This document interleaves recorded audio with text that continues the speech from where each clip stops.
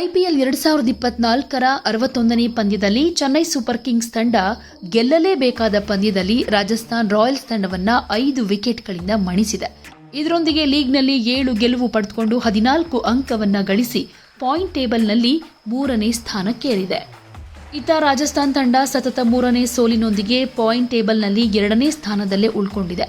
ಈ ಪಂದ್ಯದಲ್ಲಿ ಟಾಸ್ ಗೆದ್ದು ಮೊದಲು ಬ್ಯಾಟ್ ಮಾಡಿದ ರಾಜಸ್ಥಾನ 20 ಓವರ್ಗಳಲ್ಲಿ 5 ವಿಕೆಟ್ ನಷ್ಟಕ್ಕೆ 141 ರನ್ ಗಳಿಸಿತು. ಇದಕ್ಕೆ ಪ್ರತ್ಯುತ್ತರವಾಗಿ ಚೆನ್ನೈ 18.2 ಓವರ್ಗಳಲ್ಲಿ 5 ವಿಕೆಟ್ ಕಳೆದುಕೊಂಡು ಜಯ ದಾಖಲಿಸಿತು. ಈ ಜಯದ ನಡುವೆ ಉಭಯ ತಂಡಗಳಿಂದ ಕಂಡುಬಂದ ಪ್ರದರ್ಶನಕ್ಕೆ ಕ್ರಿಕೆಟ್ ಅಭಿಮಾನಿಗಳು ಬೇರೆಯದ್ದೇ ಬಣ್ಣ ಹಚ್ಚುತ್ತಿದ್ದಾರೆ. ಈ ಪಂದ್ಯ ಪೂರ್ವ ನಿಯೋಜಿತವಾಗಿದ್ದು ಫಿಕ್ಸಿಂಗ್ ಮಾಡಿಕೊಳ್ಳಲಾಗ್ತಿದೆ ಅಂತ ಆರೋಪ ಮಾಡ್ತಿದ್ದಾರೆ.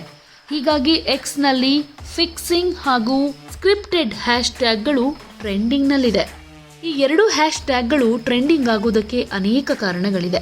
ಈ ಪಂದ್ಯದಲ್ಲಿ ಟಾಸ್ ಗೆದ್ದು ಮೊದಲು ಬ್ಯಾಟಿಂಗ್ ಮಾಡಿದ ರಾಜಸ್ಥಾನ್ ಪಾಳೆಯದಿಂದ ಕಳೆದ 12 ಪಂದ್ಯಗಳಲ್ಲಿ ಕಂಡುಬರದ ಕಳಪೆ ಬ್ಯಾಟಿಂಗ್ ಪ್ರದರ್ಶನ ಇಲ್ಲಿ ಕಂಡುಬಂತು. ಸ್ಫೋಟಕ ಆರಂಭಕ್ಕೆ ಹೆಸರುವಾಸಿಯಾಗಿರೋ ರಾಜಸ್ಥಾನ್ ಆರಂಭಿಕರಾದ ಯಶಸ್ವಿ ಜೈಸ್ವಾಲ್, ಜಾಸ್ ಬಟ್ಲರ್ಗೆ ಈ ಪಂದ್ಯದಲ್ಲಿ ಮುಕ್ತವಾಗಿ ಬ್ಯಾಟಿಂಗ್ ಮಾಡೋದಕ್ಕಾಗಲಿಲ್ಲ. ಇನ್ನು ಯಶಸ್ವಿ ಜೈಸ್ವಾಲ್ 21 ಎಸೆತಗಳಲ್ಲಿ 24 ರನ್ ಗಳಿಸಿದರೆ ಬಟ್ಲರ್ 21 ರನ್ ಗಳಿಸಿ ಔಟ್ ಆದರು. ಪ್ರಮುಖ ಬೌಲರ್ಗಳ ಅಲಭ್ಯತೆ ನಡುವೆಯೂ ಸಿಎಸ್ಕೆ ಕೊನೆ ಓವರ್ ತನಕ ರಾಜಸ್ಥಾನ್ ರಾಯಲ್ಸ್ ಬ್ಯಾಟರ್ಗಳು ಬಿಗ್ ಶಾಟ್ ಆಡದಂತೆ ಕಟ್ಟಿಹಾಕಿತು. ನಾಯಕ ಸ್ಯಾಮ್ಸನ್ ಕೂಡ 19 ಎಸೆತಗಳಲ್ಲಿ 15 ರನ್ ಗಳಿಸಿದ್ದಷ್ಟೇ.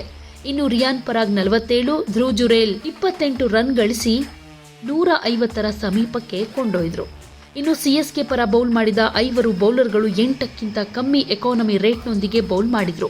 ಇಡೀ ರಾಜಸ್ಥಾನ್ ಇನ್ನಿಂಗ್ಸ್ನಲ್ಲಿ ಕೇವಲ 7 ಬೌಂಡ್ರಿ 6 ಸಿಕ್ಸರ್ ಮಾತ್ರ ಇದ್ವು.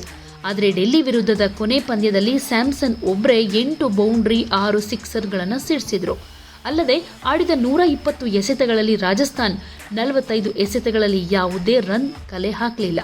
ಹೀಗಾಗಿ ಚೆನ್ನೈ ಸೂಪರ್ ಕಿಂಗ್ಸ್ ತಂಡ ಪ್ಲೇ ಆಫ್ ರೇಸ್ನಲ್ಲಿ ಉಳಿಯೋದಕ್ಕೆ ಈ ಪಂದ್ಯ ಅತ್ಯವಶ್ಯಕವಾಗಿರೋ ಕಾರಣ ಸೋಷಿಯಲ್ ಮೀಡಿಯಾದಲ್ಲಿ ಅಭಿಮಾನಿಗಳು ಈ ಪಂದ್ಯವನ್ನ ಫಿಕ್ಸಿಂಗ್ ಮಾಡಿಕೊಳ್ಳಲಾಗಿದೆ ಅಂತ ಆರೋಪ ಮಾಡ್ತಿದ್ದಾರೆ.